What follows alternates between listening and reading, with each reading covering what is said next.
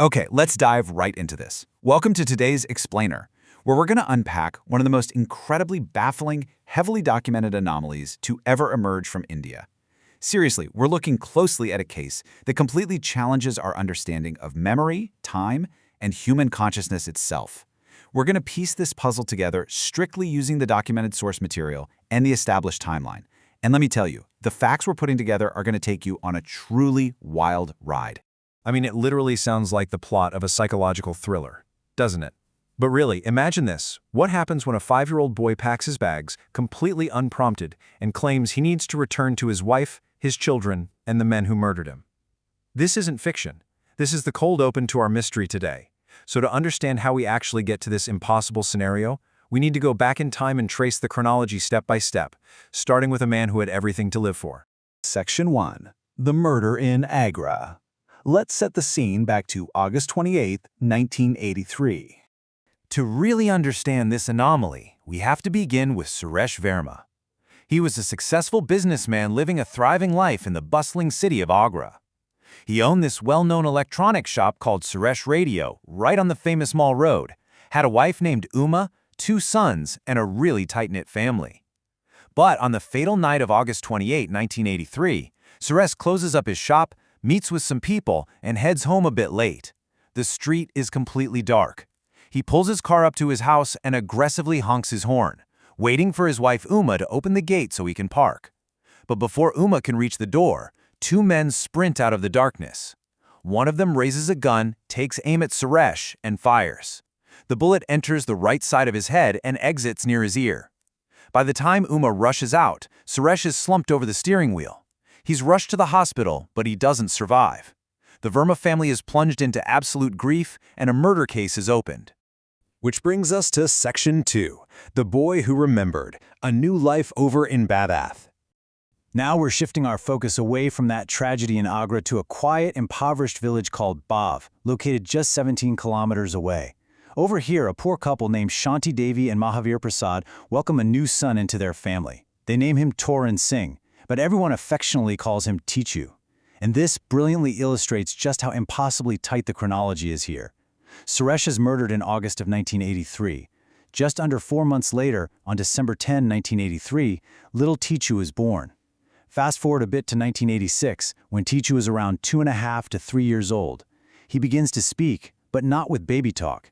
His tone, his facial expressions, the way he sits, it literally resembles a grown man. And he starts telling his parents a very disturbing story.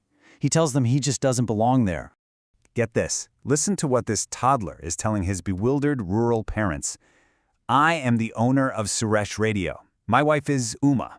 I mean, imagine the eerie contrast here. You have a toddler complaining to his mother about her wearing torn saris, demanding she buy new ones, and speaking with the absolute authority of a grown, wealthy man.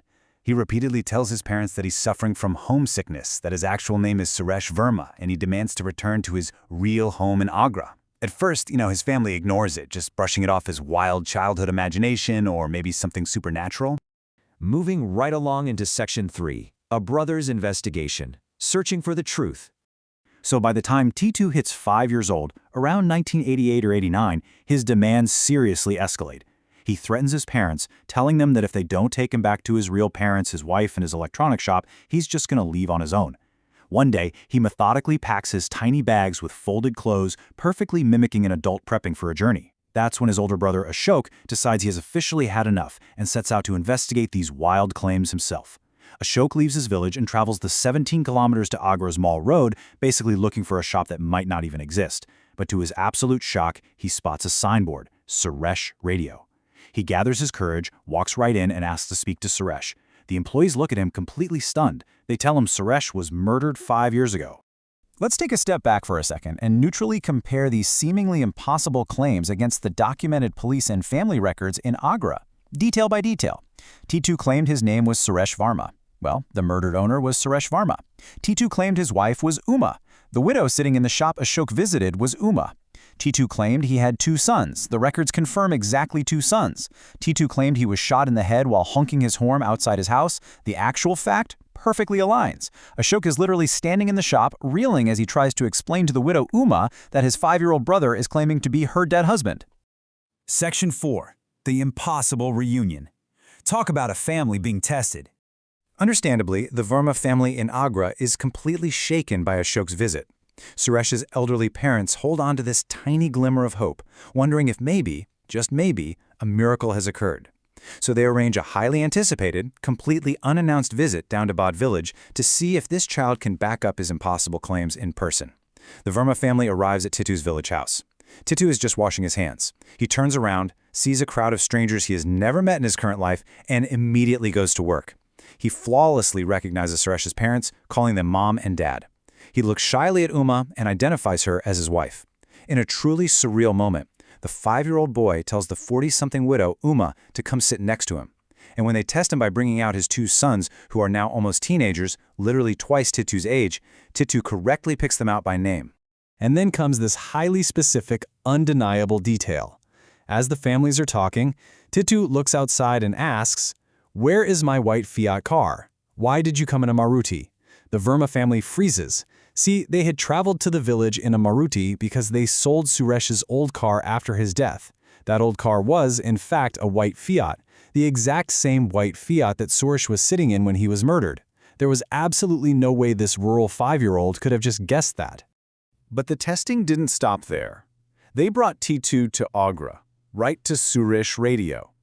The second he walked in, he naturally drummed his hands on the table and stool, an idiosyncratic habit that Suresh was famous for. He immediately pointed to a showcase in the store, asking when it was built, noting correctly that it definitely wasn't there before he died.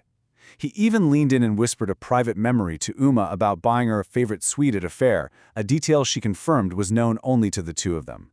Section 5. The final tests. Because now we're talking physical evidence. So, the crucial point is, you have emotional recognition, physical habits, and secret knowledge. Now, skeptics can definitely argue that psychological claims can sometimes be coached or information can be leaked. Sure, but physical evidence? That cannot be faked. This right here is the documented smoking gun that challenges our understanding of biology, which actually drew academic experts from Delhi University and the University of Virginia to investigate. Look at the left side. We have Suresh's 1983 autopsy report. It explicitly states the bullet entry wound was on the right side of the skull and the exit wound was near the ear. On the right, we have the physical examination of young Titu. When the experts shaved Titu's head, they found 2 distinct birthmarks. These birthmarks perfectly, flawlessly corresponded to the exact entry and exit points of the fatal bullet that killed Suresh Verma. Physical evidence literally echoing across 2 different bodies. Section 6. 2 families, 1 soul. Navigating a very shared reality. So this left everyone in an incredibly complex spot. Titu's biological parents were terrified of losing their son to this wealthy Agra family. And Suresh's family was overjoyed, sure, but grappling with the bizarre reality that their lost husband and son was now a 5-year-old boy. Remarkably, they navigated this impartially and with profound maturity. It was decided that Titu would remain in his village to grow up, but the 2 families would stay in close touch. And that brings us to the present day. Titu, Titu Singh, is obviously no longer a 5-year-old boy. He's now a man in his 40s. He excelled in his studies and actually currently serves as an assistant professor at the prestigious Benares Hindu University. And the most fascinating part of all this? He states that he still retains all of these memories. He remembers his past life, his murder, and both of his families, who continue to meet and share their lives together to this very day. So, what does this all mean? We've laid out the timeline, the staggering testimonies, and the physical evidence documented by academic experts. So I leave you with this final question. Are we looking at a cosmic glitch, an unbelievably elaborate and bizarre coincidence, or undeniable physical proof of reincarnation? The source material presents a reality that completely defies conventional logic. It literally asks us to question the very boundaries of life and memory. What do you think the evidence points to? Keep exploring, keep questioning, and I'll catch you in the next explainer.